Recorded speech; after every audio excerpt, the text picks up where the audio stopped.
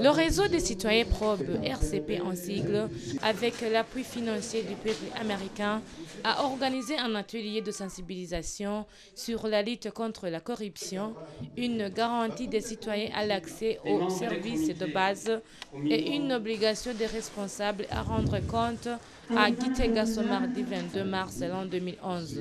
L'objectif principal de cet atelier était de sensibiliser les gens de l'administration, les magistrats, les tribunaux de résidence, les membres de la société civile, les confessions religieuses, que l'importance de la lutte contre la corruption, c'est les citoyens et les services de base. Ils ont constaté qu'il n'y a plus d'efforts qui sont déployés. La corruption ne fait que garoper, ne fait que grimper. La population a commencé, les citoyens à la base, pour savoir leurs droits, savoir que dans un état de la corruption, il n'y a pas de respect des droits de l'homme, de stabilité économique, sociale. Il y a plusieurs causes de la corruption par la faiblesse des institutions qui ne sont pas à même réprimer correctement les gens qui affreinent à la loi pénale. À ce moment, la corruption s'installe dans le pays.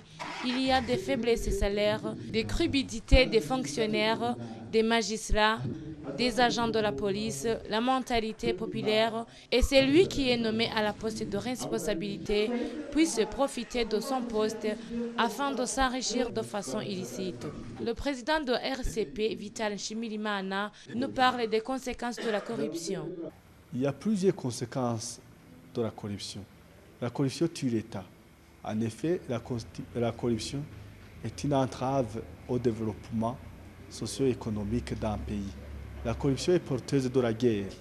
Elle alimente la guerre et fait circuler la drogue à travers le monde. La corruption prive les citoyens de la jouissance des droits les plus élémentaires. La corruption freine tout effort de développement. La corruption, si elle n'est pas combattue, freine les gens d'accéder à la justice. Ils ont l'effort de sensibiliser les gens de la population pour que les citoyens sachent se défendre, sachent qu'ils ont un grand rôle à jouer afin de lutter contre la corruption. Au cours de cet atelier, on a été recommandé ce qui suit.